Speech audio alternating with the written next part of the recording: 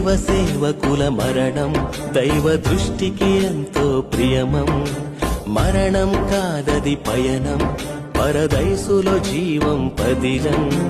దైవ సేవకుల మరణం దైవ దృష్టికి ఎంతో ప్రియమం. మరణం కాదది పయనం, పరదైసులో జీవం పదిలం.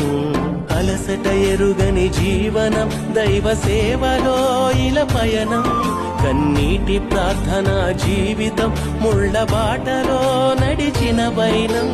ఆత్మల రక్షణకై దేవుని మహిమకై, ఆత్మల రక్షణకై దేవుని మహిమకై.